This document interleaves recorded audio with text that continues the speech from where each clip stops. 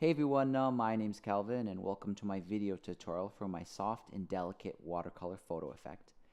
This is a sort of filter for Photoshop that'll let you turn images into watercolor paintings.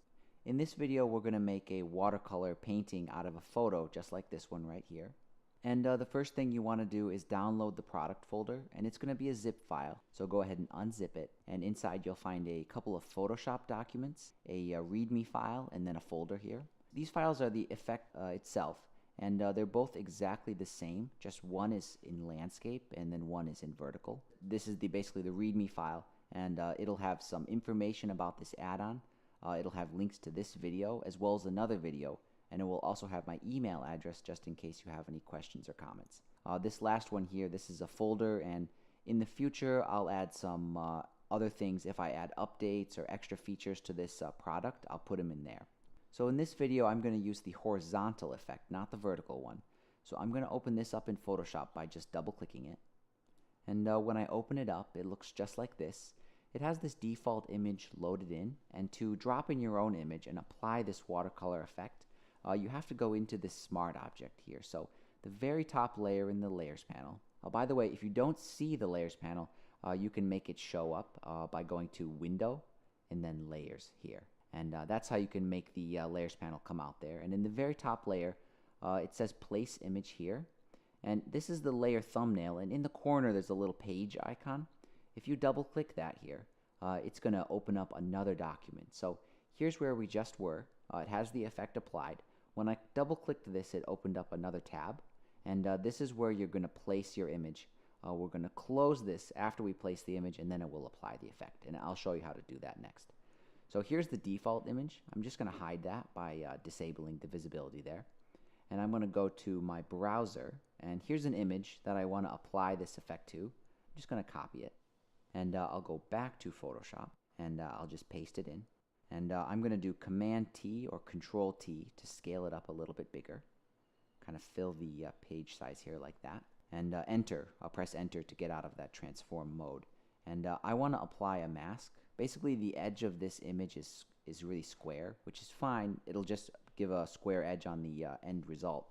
But if you want to add a kind of natural edge there, just turn on this optional masks folder, open it up, and then inside you can choose a different sort of an edge pattern there. So I think I like this one, but it's not the right shape to fit my image. So I'm going to go over here and select the mask. Make sure you're selecting the mask of the one that's visible. And then I'll do Control T or Command T, and that'll give me these bounding boxes where I can kind of stretch that. And I'll just stretch it so it sort of fits my image a little bit better. It just makes the edges of the image a little bit more natural. And I'll press Enter again to get out of that transform mode. And I'm really happy with this. So what I'm going to do is close this tab here by Xing out of it. It's going to ask me if I want to save, and I'll click Save. And this is where the effect will load. It might take 1 or 2 minutes to load, but for this video, I'll just fast forward it. So here's what the photo looks like after we've applied the effect and let it load. And over here in the Layers panel, you've got a lot of options. Basically, all of the folders that are highlighted in green are things you can turn on and off. You can, if you want to turn them on, they act like filters, and you can change the opacity. So for example, I can turn on the darker colors filter here, and it darkened up the image just a little bit. But if I want to make it darker, I can increase the strength of that effect by increasing the opacity, and all of the effects work that way. So if I want it to be quite a bit darker, actually I think probably 50% is fine. There, that looks pretty good. The ones at the top here are the paper texture. Basically, paper texture and background are separated. So in this case, this is the paper background. So if I turn that off, it just becomes blank white, but it won't affect the image itself. The paper texture on the image here is controlled by this one here. And you could turn it off if you wanted to. It'll make the image look a lot smoother. But you can also turn it on and increase the transparency of it. To make it appear stronger, make it a little more textured, a little more rougher. But it just depends on your project. It depends on what you want to do with this. I think that both of these effects look great, especially the paper background effect. If you're printing on really smooth paper with a laser printer, this looks totally convincing.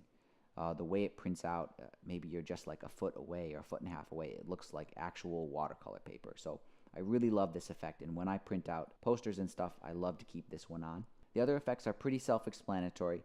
Grain texture, this one here, a level of realism. So if you turn that on, it'll instantly make the picture look more like the photo. And if you want to make it more realistic, you can raise the opacity of that one. But if you raise it too much, it basically just turns it back into a photo, or close enough that, doesn't really look that watercolory. So I recommend keeping it around 25, 35, something like that. But in this case, I'll turn that one off. This last one here, the soft mask, this is like the main feature of this watercolor effect, and it lets you kind of water down certain areas and make them kind of blur together. And to use that, just click this black box and make sure it's highlighted. And you'll know it's highlighted when it has this little white sort of border around it. And go ahead and grab the brush tool and set the color to pure white. It's got to be like 100% white. And we'll do OK. And as long as your brush is pretty soft, soft as in the edges, where in this case it's really hard edge. And if I put it down to 0% in the hardness, it's much more softer. Wherever you paint, it'll sort of blur the details a bit. Just the details of the watercolor. It won't blur the texture or anything like that.